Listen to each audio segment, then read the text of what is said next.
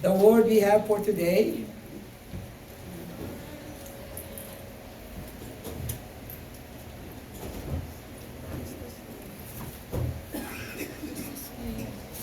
our word is from Thessalonians, chapter 1, verses 1 to 3. If we could read it all together. Paul, Silas, and Timothy, to the church of the Thessalonians in God the Father and the Lord Jesus Christ, grace, peace to you. We always thank God for all of you, mentioning you in our prayers. We continually remember before our God and Father your work produced by faith, your labor prompted by love, and your endurance inspired by hope in our Lord Jesus Christ. Amen. Let us pray. Father, we just thank you, Lord, for the power of your living word that will continue to change and transform each and every one of us. We thank you, O Lord God, for your anointing, O Lord God, that you will anoint each and every one of us, that we will receive your very word that you want to speak to us. Use me, O Lord God, as your vessel, O Lord God. And let us, O Lord God, be obedience, O Lord, and be a fertile soil, O Lord God, for the seed of your word in the grounds of our hearts. We just thank you this morning, O Lord God, for this time that you have given us. An awesome time to celebrate you today because, O Lord, we want to honor you, glorify you in all our lives, O Lord God. Not just on Sundays, but every moment of our lives. We give you praise, honor, and glory, O Lord Jesus, as your presence is here with us. We thank you, Lord. In your powerful, wonderful, and precious name we pray. In Jesus' name.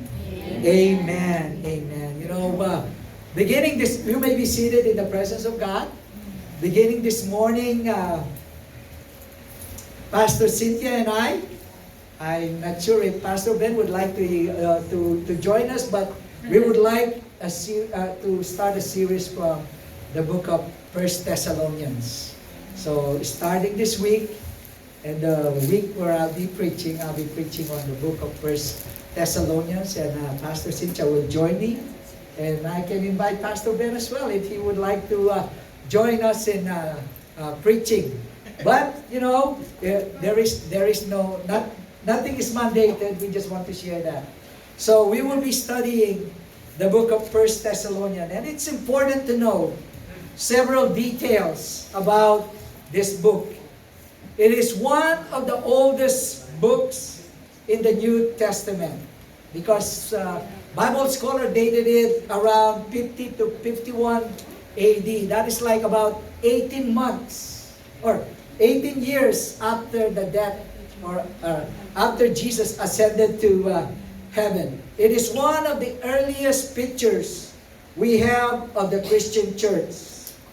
It is considered one of our earliest missionary documents. The only book that may be older than 1 Thessalonians could be Galatians and James. Probably just a year or months before that. It is one of the shortest books in the New Testament. It contains only 79 verses.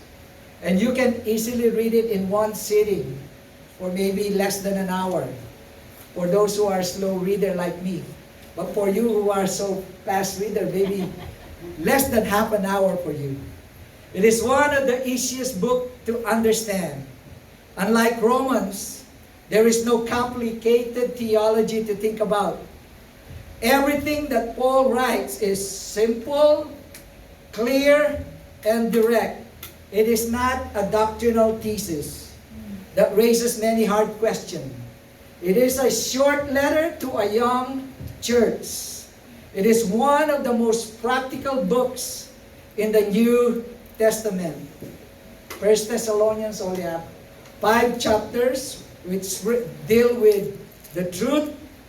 Some topics include, true conversion, integrity, compassion, heavenly rewards, suffering, purity, hard work, and most especially the second coming of our Lord Jesus Christ. Because it is so clear, it is a great book that we could share to each other. Everyone can understand its message. You know, if you read the book of Acts in chapter 17, we find out that that is the story of the founding of the church in Thessalonica, the city where it was a seaport in ancient Greece. It is known now as Thessaloniki on the Aegean Sea, which is the capital of the Roman province of Macedonia. It was an important port with excellent harbor that attracted many ships from every part of the Mediterranean Sea. Thessalonica was a strategic center.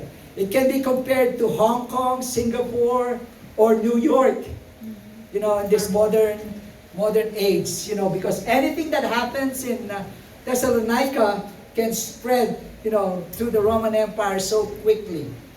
The Apostle Paul visited that place on his second missionary journey after preaching in a local synagogue for only 3 Sabbaths. So that is not even a month. He was forced to leave because he was under pressure from the Jews who stirred up the local mob. They would try to kill him, if you remember our study in the book of Acts. So his brief ministry resulted in this small congregation made up of mostly, converted Greeks, some believing Jews, and the leading women of the town. So it was predominantly a Gentile congregation. So in order for us to understand what we need to know, important detail in this letter, Paul left Thessalonica before he really wanted to.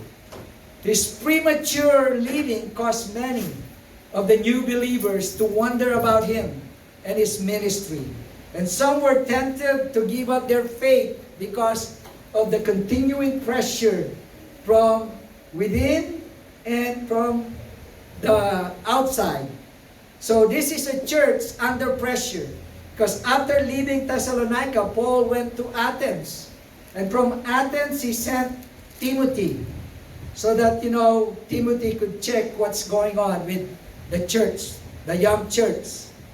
So Paul went to Corinth, and Timothy eventually reported back to Paul regarding the state of the young church. Evidently, Timothy told Paul that the church was doing well, but it was under intense pressure to give in. Because there are certain rumors, against Paul, because he left abruptly when he was there. There were also various moral and doctrinal issues in the church. Although Paul wanted to return, but circumstances, prevented him. So he wrote a letter. Instead, this is the first letter to the Thessalonians. So the letter reveals the heart of Paul more than any other letter he wrote. And if you want to know what he believed, read Romans. But if you want to know what Paul really is as a person, we can read 1 Thessalonians. So we start with the first 3 verses in our study this morning. Let me read that again. Paul, Silas, and Timothy, to the church of the Thessalonians, in God the Father and the Lord Jesus Christ, grace and peace to you. We always thank God for all of you, mentioning you in our prayers, and we continually remember before our God and Father your work produced by faith, your labor prompted by love, and your endurance inspired by hope in our Lord Jesus Christ. How encouraging these few opening words must have been to the church, because so many are trying to infiltrate and try to threaten this young congregation. They want to damage the congregation. And some of them were suffering on their commitment to the church, or most especially their commitment to their Savior, Lord Jesus Christ. Everything Paul writes is meant to lift their spirits, because it is the church in God. They knew the Lord Jesus Christ, and they had experienced the grace and peace of God. So Paul prayed for them and always thanked God for them. So he informed the Thessalonians why he never stopped giving thanks for them, because he knew the effect of God's grace in the Thessalonians believers. 1 Corinthians 15:10 tells us, "But by God's grace I am what I am, and the grace that He gave me was not without effect." Is God's grace without effect in your life? Or it has an imminent or great effect in your life? Only you can answer that, because you know what? Paul declared, he said, "I am what I am because of God's grace in my life." He recognizes transformation. You know, from being a persecutor of the Christian to being, the least of all the apostles. He was entirely, submitted to God because of God's grace in his life. He declared, "I am what I am." Can you declare that to yourself and say, "I am what I am because of the grace of God"? It emphasizes both his personal identity and the great effects of God's grace in shaping his life and ministry. So he wants to commend the Thessalonian believer for this. So I would just like to talk about the effect of God's grace. Only have 3. You probably could guess them right away. Can we read the first one? We don't have the slide. The first one is work produced by faith. This is in 1 Thessalonians 1 verse 3, where he says, "We remember before our God and Father your work produced by faith, your labor prompted by love, and your endurance inspired by hope in our Lord Jesus Christ." Ephesians chapter 2 verse 10 tells us, "For we are God's handiwork, created in Christ Jesus, to do what? Good works, which God prepared in advance for us to do." In other words, if your faith is alive, God created you to do works. Not just work, in general, but specifically good works.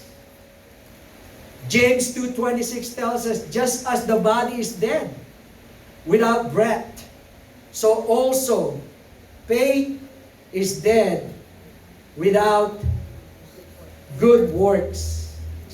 Their faith was centered in the person of Jesus Christ. Not only that they know, that it is the effect of God's grace, but because they have heard about the good news of our Lord Jesus Christ, personally from Paul, they have this work produced by faith.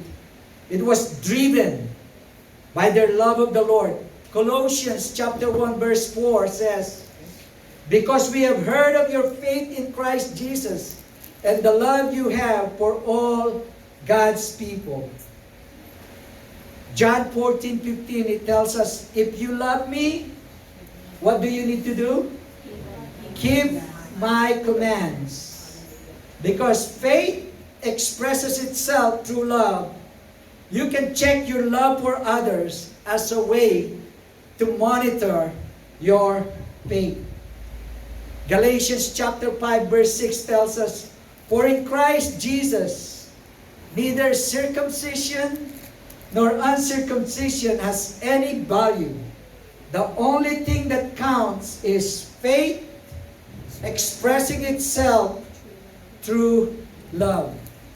You know, when he wrote them again in his second letter, he would mention about their faith that continued to grow increasingly.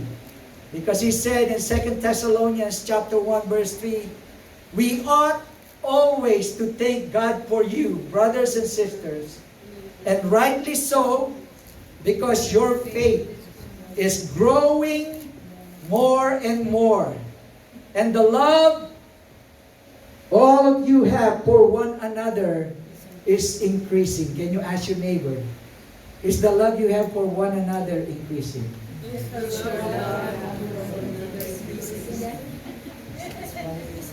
grace of God. Yes, because that is the effect of the grace of God, right? We all pray that our love for others will continue to grow and grow exceedingly. A faith manifesting itself in obedience to the Word of God. You know, because there are those who believe. There are those who believe. In fact, you know, John mentioned in John 12, verses 42 to 43, you know, for the Jewish rulers who believe in Jesus, it says, yet at the same time, many even among the believers or the leaders believe in Him. But because of the Pharisees, they would not openly acknowledge their faith for fear they would be put out of the synagogue. For they love human praise more than the praise from God.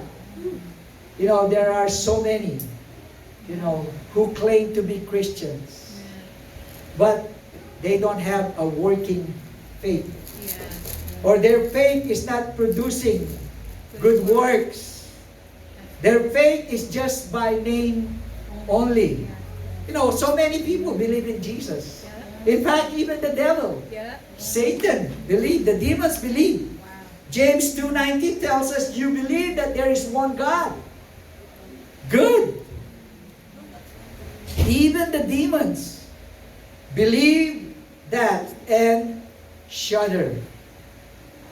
So, is your faith strongly centered in Jesus Christ? Because if your faith is centered in Jesus Christ, it will produce good works.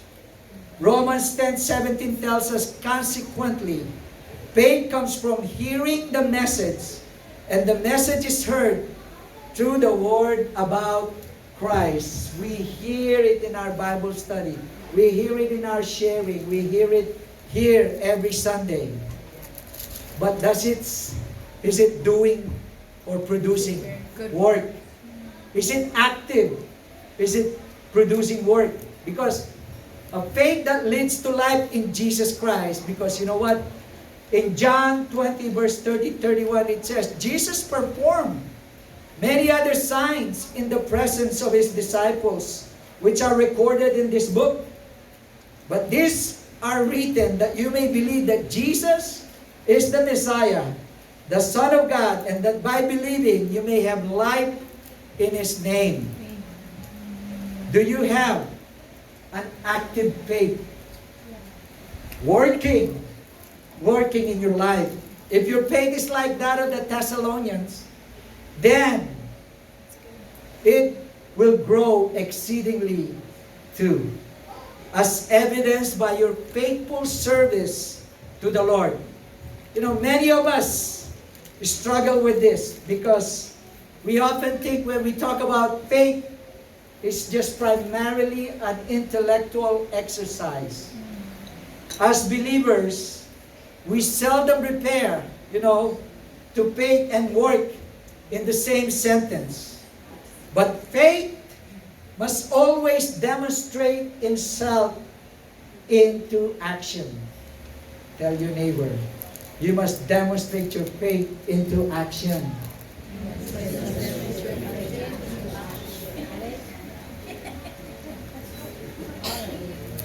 Because James chapter 2 verse 17 tells us, in the same way, faith by itself, if it is not accompanied by action, is dead. We don't work in order to be saved. We work for God because we are saved. We are not justified by faith plus works, but by work produced by faith. Maybe you're thinking and saying, I'm wondering, what work produced by faith look like?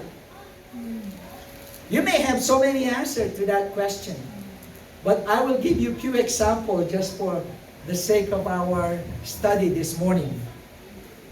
Here are a few ideas. Real faith is expressed through compassion and service to others. Acts of kindness, charity, support for those in need. Because when you do that, you're revealing your true faith. You cannot just say, oh, God bless you, and then you don't do anything. Yeah. Because compassion and service reveal your true faith. Obedience to the Word of God is a work produced by faith because it involves, committing your life according to His teaching. When you don't, make time to know God's command or the Scriptures, you're not really having a work that is produced by faith. If your Bible is closed between Sundays, that may be an indication that your faith quit, stop working, because you are not reading your Word. But the most important, example that we can think of is a changed life. Because Paul declared, I am what I am. I used to be a persecutor of the believers. Now, I want to spread the good news of the gospel. I am what I am. All things have passed away. Everything has become new. A changed life, a transformed life. Are you working every day to put on your new life in Christ? That is a very good example of work produced by faith. If you are the same person as you were before you learned about the Lord Jesus Christ, there is no, effect of God's grace in your life. Because it's not what we believe, it's how we act that people see in our life. Another example is a complete surrender. Abraham's willingness to sacrifice Isaac is an example for us of a complete surrender. Rahab's, protection of the Israelite spies is an example of work produced by faith. Because she was willing to sacrifice her whole family if those, people in her community find out that she hired those spies. But, demonstrating a transformative power is work produced by faith. So what else is work produced by faith? Being active in the ministry, whatever ministry that you are in. You're not just saying, oh, this is more important. Whatever your priority, if your priority is not about the Lord Jesus Christ, because God said, or Jesus said himself says, seek ye first the kingdom of God, and all these things will be added unto you. If you want those add-ons before the kingdom of God, that means you are not active in whatever ministry that God had placed in your heart. Because faith that works will work in the ministry. If you are a follower of Christ and you have been gifted by the Holy Spirit so that you can contribute to the local church. Stop praying for the power to be bestowed upon you, because you don't need the power of the Holy Spirit to do the work that is not for Him. We need the power of the Spirit to do the work that God had been given to us. That's why He promised it, and says, He will equip you. He just need to have that intentionality. You just need to have that surrender, total surrender, wholeheartedly. If you're sitting on the bench Sunday after Sunday and you're not part of any ministry, you need to examine the effect of God's grace in your life. Because another good example for God's grace effect in our life, or what I mean for work produced by faith, is caring for the least of this. The community, even though they're not part of a religious organization, they have many ways to care for the least of this. There are those who's feeding the homeless. There are those who's pastoral care ministry for the hospital. Teaching at DYA or DOC. Volunteering, in many ways, that they will see God's love manifesting in your life. So if you're not spending, time truly on the work of God, you are not intentional about your faith. Because it needs intentionality to produce, to have a work produced by faith. We need to be intentional about it, because if we won't, our enemy, the enemy of our soul, will, bombard us with so many things. He will keep us busy. We need to be busy in the work of God rather than the work of something else. Because, the devil will just put so much in your plate that you will always complain and say, "Oh man, I cannot do this." But if you put God first, it will produce good works that will increase your faith. So spending time on what is truly important is, work produced by faith. Ephesians 5 verses 15 to 16 says, "Look carefully then how you walk, or how you live your life, not as unwise, but as wise, making the best use of the time, because the days are evil." We all have been given the same time. It's just how we apportion our time that God will tell us or help us, to make use of it wisely. The second effect of God's grace is, can we read it? Labor prompted by love. After Timothy had visited the congregation and sent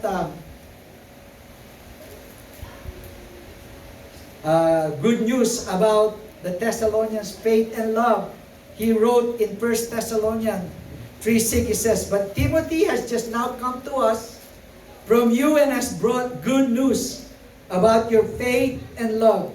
He has told us that you always have pleasant memories of us, and that you long to see us, just as we also long to see you." Paul's word describing their labor prompted by love implies an intense labor, united with hard work and trouble. If you have any experience with relationships, you understand why Paul would choose this word, labor, because it described the work involved in dealing with people. Labor prompted by love is heartbreaking and backbreaking, because it involves people especially those who do not know the Lord. No greater example of labor prompted by love I could possibly give you than Jesus' word in John 15:13 when He said, "Greater love has no one than this, to lay down one's life for one's friends." Jesus Himself willingly gave up His life for all of us who He considers friend. You know, labor prompted by love, it's frustrating, it's exhausting, and often painful. And you may be wondering, can I give an example? For all the parents here, probably that is the best example you can think of, right?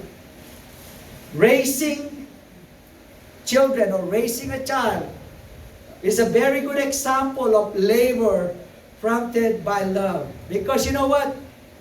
We've all been, created differently. Pastor Cynthia has trouble trying to, sleep at night.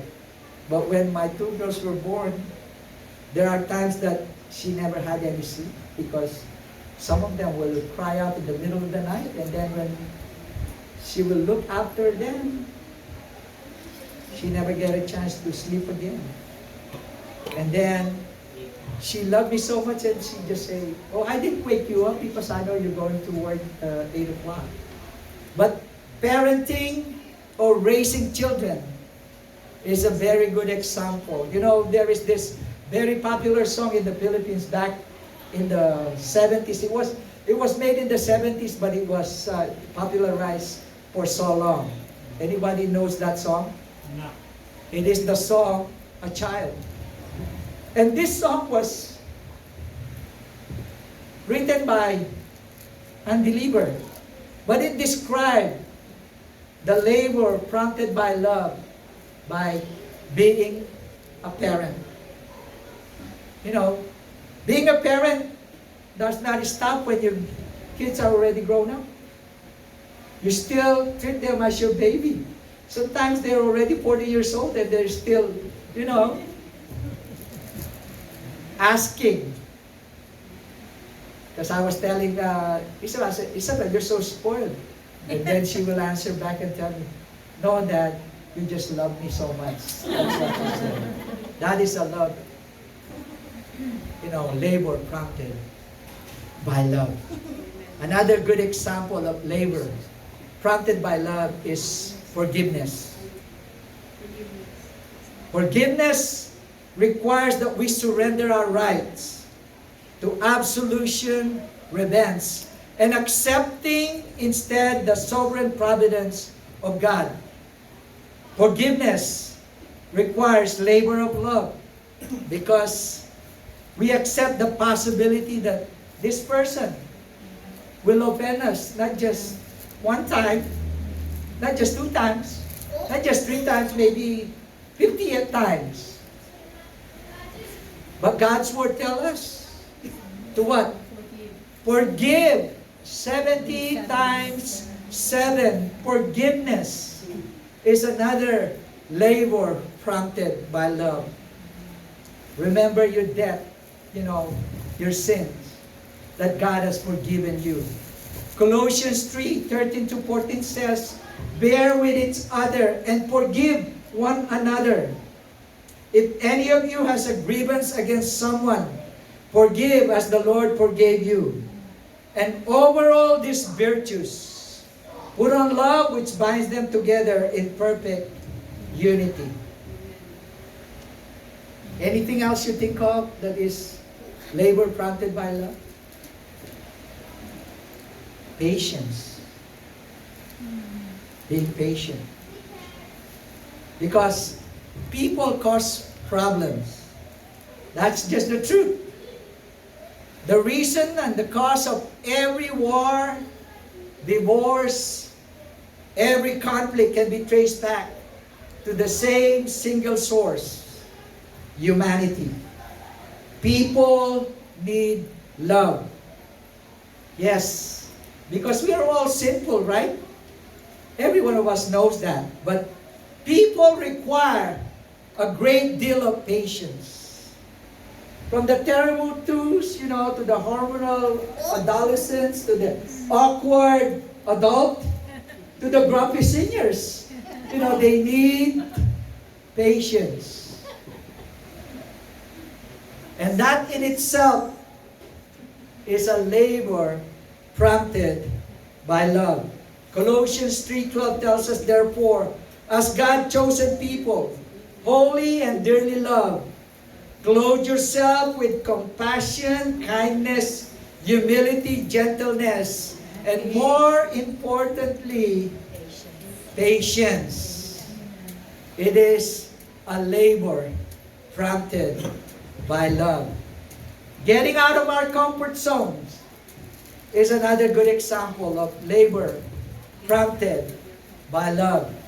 I know many of you would like to be in your pajamas. In fact, the teachers here, they have a pajama days on their school days because it's easier to be wearing pajamas and socks. Sometimes it's a lot easier to put on shorts and flip-flops, right? But it is so hard to get out of our comfort zone. Because you know what? It takes courage and a lot of love to get out of your comfort zone. Unless you are motivated by love, you cannot get out of your comfort zone. Being honest, you probably would say that is also part of getting out of the comfort zone, but that's in itself another good example of labor prompted by love. Because it's hard to ask another person, some probing question, more so for you to answer some probing question. Even though you have a relationship for the longest time, husband and wife, sometimes, it takes forever to be asking your spouse those probing questions, right? Because it is so hard to get out of our comfort zone.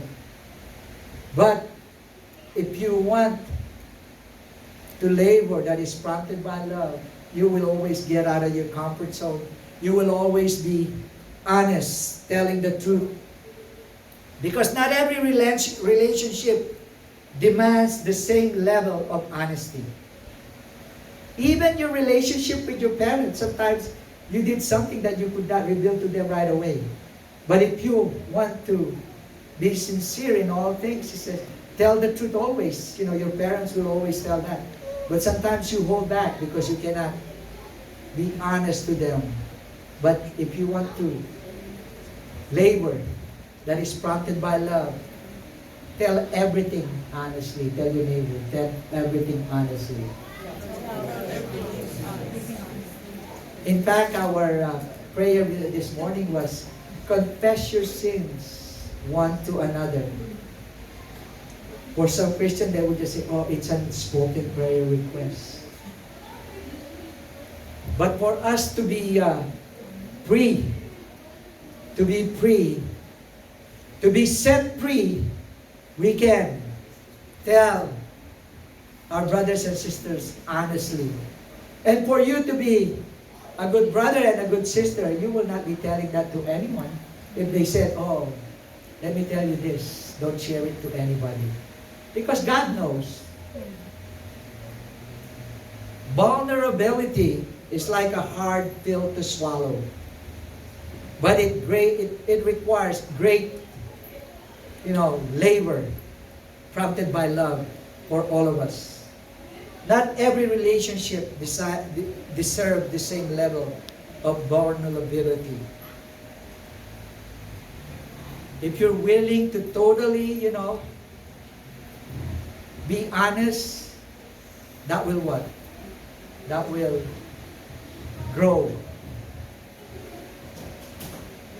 Your relationship will get even better. But for many of us, that is so hard. It is a labor prompted by love. And finally, endurance inspired by hope. The Thessalonian believers had hope that gave them patience. A strong hope is that gives one's patience. Romans 8:25 says, "But if we hope for what we do not yet have, we wait for it patiently." Their hope was focused on what was laid up for them in heaven. And Peter referred to this hope as an inheritance, incorruptible and undefiled, and does not fade away, reserved in heaven for you and for me. 1 Peter 1 verses 3 and 4 says, "Praise be the God and Father of our Lord Jesus Christ. In His great mercy, He has given us new birth into a living hope through the resurrection of Jesus Christ from the dead, and into an inheritance that can never perish, spoil, or fade." This inheritance is kept in heaven for you. So Paul encouraged them to wear this hope as a helmet. In 1 Thessalonians 5:8 he said, "But since we belong to the day, let us be sober, putting on faith and love as a breastplate, and the hope of salvation as a helmet." How is your hope? What about your hope? Do you have a strong hope? A hope that comes from knowing God's Word. Romans 15:4 tells us, "For everything that was written in the past was written to each of us, so that through the endurance taught in the Scriptures and the encouragement they provide, we might have hope." The endurance that he's talking about here is hopomone, the perseverance to keep on keeping on, a hope that requires us to be diligent, living holy and godly lives, a hope that causes people to wonder about you because you're always, optimistic. You always see the good things in people. You always have that smile because God had blessed you. No matter what it is, God had blessed you.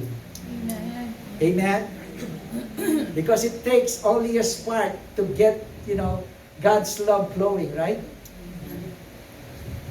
1 Peter 3:15 tells us, "But in your hearts, revere Christ as Lord. Always be prepared to give an answer to everyone who asks you to give the reason for the hope that you have. But do this in gentleness and respect." Is the effect of God's grace in your life truly, genuine? Is it really true that you could give your reason why you're always smiling, why you're always optimistic, why you always say all things will work together for good to them who love and serve the Lord? Is your hope focused on your inheritance laid up for you in heaven, the city whose builder and maker is God? Hebrews 13:14 says, "For here we do not have an enduring city, but we are looking for a city that is to come, the new heavens and the new earth in which righteousness dwells." 2 Peter 3:13 tells us, "But in keeping with His promise, we are looking forward to a new heaven and a new earth where righteousness, holiness, peace, joy dwells." Right? Are you looking forward to that city? Do you know what is in that city? If you want to know more about it, you can read it in Revelation 21, chapter 21. You will know about a new heaven and a new earth. It's beautifully described there by John the Beloved. If our hope is like of that Thessalonians, then we too shall let it be a helmet protecting our minds from destruction of this world which is passing away. 1 John 2:17 tells us, "The world and its desires pass away, but whoever does the will of God lives forever." Faith that works, labors, prompted by love, do not just appear out of the air. They are result of a solid foundation. A hope as in, not a hope like a wishful thinking, but a hope that there is a certainty about it.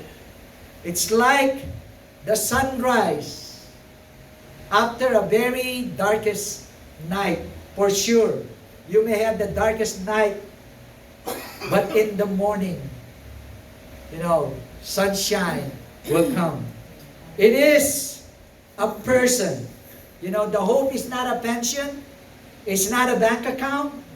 It's not your degree. It's not your savings. It's not a home. It's not a relationship. It's not the beach house that you have.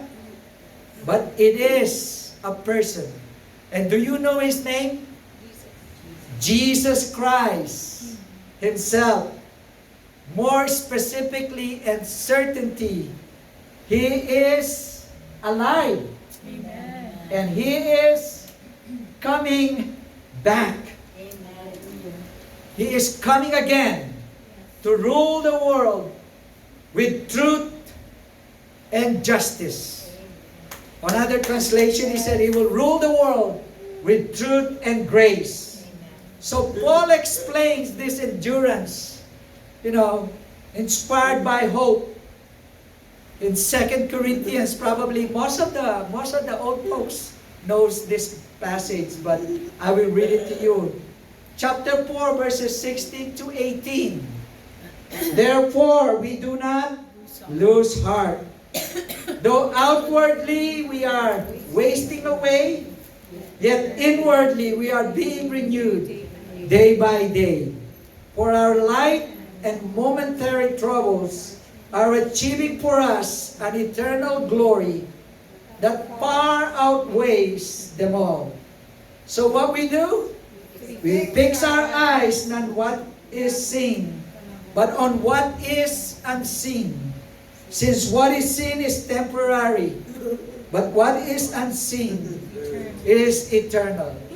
So when we consider, the eternal reality of our future with the Lord Jesus Christ, two expected outcomes will occur. Our faith will produce good works,